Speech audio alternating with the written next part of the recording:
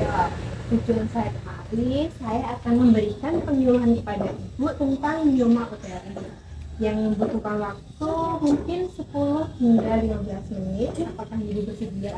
Bersedia, Mbak. Sebelumnya dengan Ibu siapa? Bila. Baik, Ibu Bila, ini tidak mengganggu waktu Ibu, Pak. Tidak, Pak. Untuk tempatnya bisa di mana? Di luar aja, Mbak. Tidak. Mari, Mbak, silakan.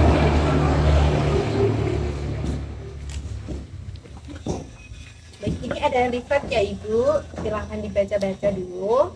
Nanti saya jelaskan lebih detail.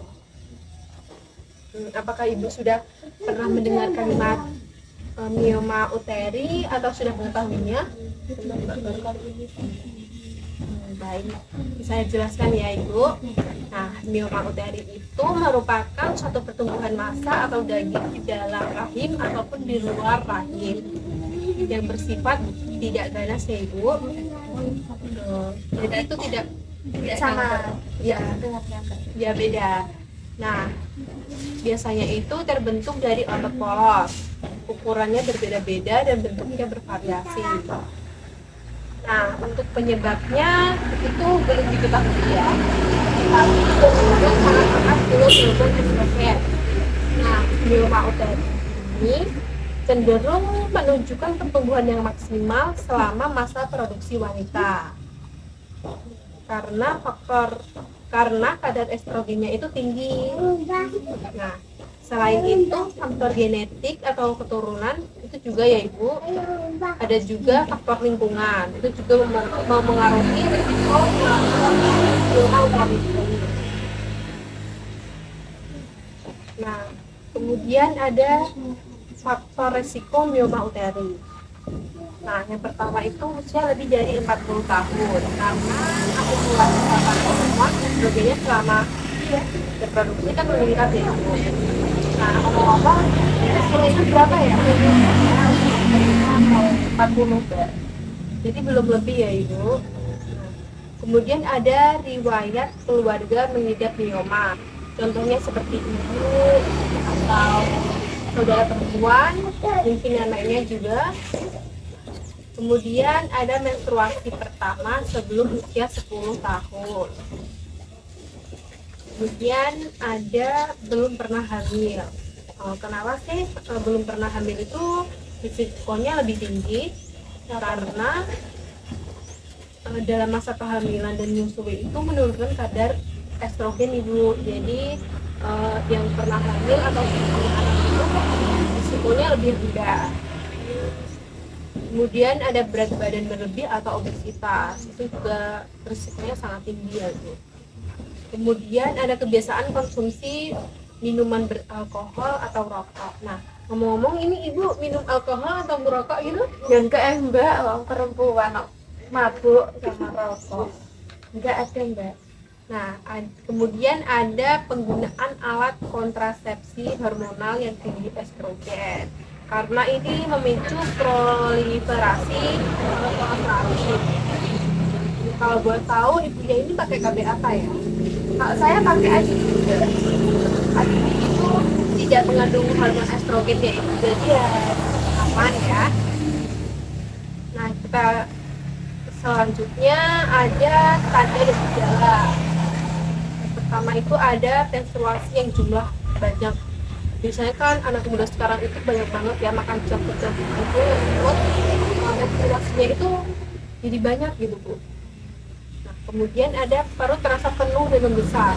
Padahal kan belum makan tapi itu perut udah terasa penuh gitu. Nah, itu tuh harus langsung dibawa ke dokter atau bidan juga bisa sih ya, periksa pokoknya ya Ibu. Kemudian ada gangguan berkemih. Nah, itu diakibatkan karena ukuran miomanya itu selalu membesar. Nah, jadi itu menekan saluran kemih ya Ibu. Kemudian ada konstipasi, juga diakibatkan miomanya itu semakin bertumbuh besar dan yang menekan bagian bawah usus besar. Kemudian ada nyeri panggul yang berkepanjangan yang tak kunjung sembuh, yang dapat dirasakan saat menstruasi ataupun setelah berhubungan seksual. Nah, selanjutnya ada pengobatan. Nah, gimana sih pengobatannya kalau sudah terkena penyakit ini? Yang pertama itu ada pemberian anti nyeri. Biasanya itu berupa paracetamol. Nah, biasanya kan paracetamol itu mudah didapatkan ya Ibu. Kemudian ada pemeriksaan fisik dan USG. Nah, itu biasanya diulangi 6 sampai 8 minggu untuk memantau ukuran dan jumlahnya. Nah, kalau tersebut biasanya cukup 4 bulan sampai 6 bulan saja. Kemudian pengobatan dengan terapi hormonal. Biasanya itu berupa preparat progestin atau GnRH. Kemudian ada prosedur myomectomy. Nah, myomectomy itu pengangkatan mioma saja ya Ibu, tanpa rahimnya. Biasanya itu dilakukan perempuan muda yang masih ingin punya anak. Kemudian ada prosedur histerektomi. Nah, itu pengangkatan rahim ya Ibu. Biasanya itu dilakukan oleh wanita tua yang sudah nggak pengen punya anak. Nah, tadi yang dulu pencegahan ya Ibu. Nah, gimana sih untuk mencegah penyakit mioma uteri ini? Nah, yang pertama itu melakukan olahraga dan aktivitas fisik secara rutin dan teratur. Biasanya kan bisa jogging dikit-dikit gitu kan Bu, sama senam. Nah, biasanya di sini ada senam ya Ibu? Iya, tapi nggak bisa sekali gitu kan. Kemudian menggunakan alat kontrasepsi hormonal di bawah pengawasan dokter. Nah, Ibu tadi kan pakai KB IUD. Nah, itu biasanya pasangnya di mana ya Ibu? Kalau dulu saya itu pasangnya sama bidan Bu. Itu sudah bagus ya, sudah diawasi sama tenaga kesehatan. Kemudian ada yang biasanya merokok dan minum minuman beralkohol. Nah, tadi Ibu kan udah bilang kalau enggak merokok sama enggak minuman beralkohol ya. Kemudian menjaga berat badan tetap ideal. Nah, saya lihat-lihat Ibu ini sudah ideal ya Ibu. Belum Mbak, ini rada sudah ideal ini. Kemudian terakhir ada menjalani pola makan sehat yang tinggi serat dari sayur dan buah. Nah, biasanya itu ibu-ibu kalau dibilangin seperti ini tuh ngeluhnya nggak punya uang, buah itu mahal, sayur mahal. Nah, padahal kan di sekitar sini itu banyak ya Ibu. Nah, ada sayurnya itu contohnya ada daun singkong, ada daun pepaya. Nah, itu kan dimasak. Nah, bagus itu Bu.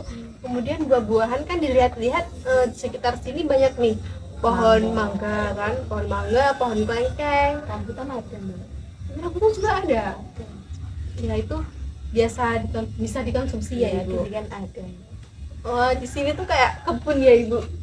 Banyak Saya punya buahnya. kebun di belakang ya. Mungkin bisa kasih saya buahnya. Iya Mbak, nanti kalau pulang bisa bawa. Nah, serta menghindari pola makan yang tinggi lemak dan tinggi gula. Nah, biasanya kan ibu-ibu itu suka yang goreng-goreng gitu kan Bu? Iya, Suka ayam goreng, gorengan tempe goreng, mendoan. Nah, itu sebaiknya itu dikurangi ya Ibu. Kalau jumlahnya itu masih nggak apa-apa. Gimana Ibu? Apakah ada pertanyaan? Atau mungkin Cukup Mbak, udah jelas sekali. Kalau sudah saya mengerti.